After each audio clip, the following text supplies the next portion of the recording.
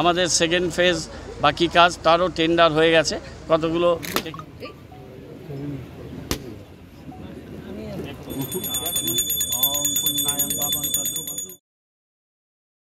सिलीगुड़ी में पेयजल की समस्या को हल करने के लिए मेयर गौतम देव ने गाजलडोबा में अमृत परियोजना के माध्यम से पेयजल कार्यों के पहले चरण का शिलान्यास किया।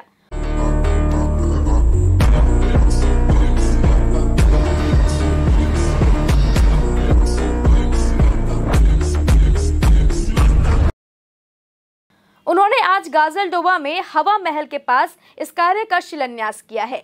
इस मौके पर सिलीगुड़ी के मेयर गौतम देव के अलावा राजगंज के विधायक खगेश्वर राय, नगर निगम के चेयरमैन प्रतुल चक्रवर्ती, डिप्टी मेयर रंजन सरकार, MMIC दुलाल दत्त और नगर निगम के इंजीनियर समेत पार्षद भी उपस्थित थे।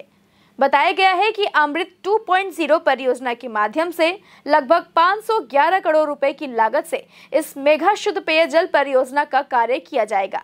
आज प्रथम चरण के कार्य का शिलान्यास किया गया। पहले चरण में करीब 204 करोड़ रुपए की लागत से यह काम किया जा रहा है, जहां इस पानी को इंटेक वेल के माध्यम से गाजलडोबा से तिस्ता नदी के पानी को पाइप के माध्यम से फुलबाड़ी लाया जाएगा।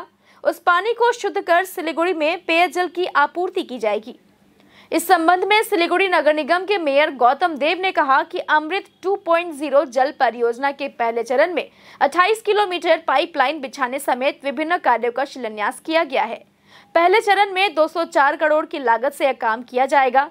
दूसरे चरण के काम का टेंडर हो चुका है। हमें उम्मीद है कि पूजा से पहले हम काम पूरी तरह से शुरू कर सकेंगे। इसके अलावा फुलबाड़ी वैकल्पिक जल निष्कासन केंद्र का काम तेजी से चल रहा है। मुझे उम्मीद है कि पूजा से पहले काम पूरा हो जाएगा। उन्होंने कहा कि अमृत परियोजना का कार्य शीघ्र पूरा कर शुद्ध पेयजल उपलब्ध कराया जाएगा।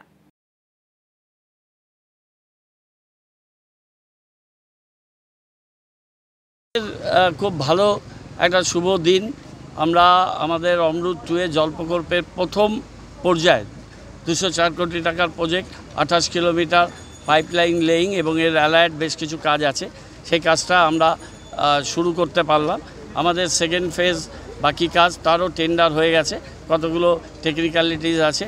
আমাদের আশা যে পুজোর আগে আমরা সেটারও ওয়ার্ক অর্ডার দিয়ে আমরা ফুল সুইংয়ে আমরা এই জল প্রকল্পের কাজ আমরা শুরু করতে পারবো। আমরা একটু পিছিয়ে চলছি, কিন্তু আমরা চেষ্টা করব আপ্রাণভাবে যে 25শে ডিসেম্বরের মধ্যে যাতে পানীয় জল আমরা মানুষের কাছে পৌঁছে দিতে পারি। এর মধ্যে আমাদের ইনটেক অল্টারনেটিভ ওয়েল ফুলবাড়িতে সেটা পুজোর আগে আমাদের চালু হয়ে যাবে। এটা আমাদের একটা ভালো দিক। আমাদের এর মধ্যে বড় নাম্বার 2 তার বড় অফিস আমরা মহালয়ার দিন চালু করে দেব। আমাদের স্ট্রিট ফুড যে কর্নার তৈরি হবে, আমাদের 15 তারিখে লটারি হবে, তারপর 7 দিনের মধ্যেই আমরা সেটারও অ্যালটমেন্ট দিয়ে দেব। সুতরাং আমরা খুব ফাস্ট এখন কাজগুলো করছি। আমি বলেছিলাম যে ডিসেম্বর পর্যন্ত আমাদের সময় দিন। ডিসেম্বর 2024-এর মধ্যে পুরসভার কাজগুলোকে আমরা মানুষের সামনে আমরা ভিজিবিলিটিতে আনব। বড় নাম্বার 3 তারও একটা ফ্লোর ঢালাই হয়ে গেছে। আমরা খুব তাড়াতাড়ি আরেকটা ফ্লোর ঢালাই করে ওই বড় অফিসটাও শিফটিং করব। আমাদের ইনডোর স্টেডিয়ামের কাজও ভালোভাবে চলছে এবং আউটডোর স্টেডিয়াম আমরা একটা বড় কাজ করছি। এখন প্রথম পর্যায়ে 10 কোটি টাকার কাজ হচ্ছে, কিন্তু সব মিলে প্রায় 50-60 কোটি টাকার কাজ হবে। এটা ফেজ ওয়াইজ ম্যানারে হবে, পিডব্লিউডিকে দিয়ে আমরা করছি। সেই কাজটাও আমাদের দ্রুত। এটাতে 28 কিলোমিটার এটা ইনটেক ওয়েল হবে এখানে গজলডোবায় তিস্তায়।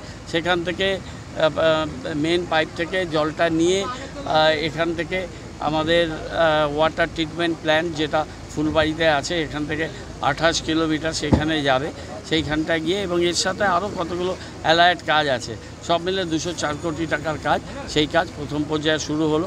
আমরা খুব কোয়ালিটি মেনটেন করে করছি। আমাদের ইঞ্জিনিয়াররা 2-3 বার গেছে রৌরকেল্লায়, সে সেলের ওখান থেকে যে স্পেশাল টাইপ অফ পাইপ তৈরি হচ্ছে, সেই পাইপ আমরা নিয়ে এসে সেটাকে ডিকোটিং করে তারপর আমরা এই কাজটা নিচ্ছি।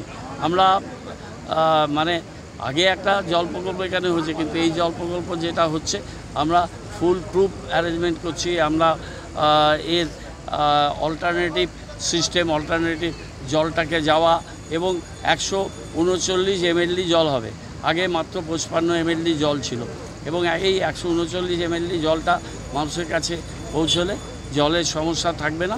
তারপর আমরা বৈকুণ্ঠপুর ফরেস্টের ওই ডন বস্কো স্কুলের ওইদিকে আমাদের যে জায়গা আছে ওখানে আমরা ওয়াটার সাপ্লাই প্রজেক্ট 3 আমরা করব। সেটা 26-এ দিদি যখন আবার মুখ্যমন্ত্রী হয়ে ফিরে আসবেন তারপর একটা বড় জল প্রকল্প হবে।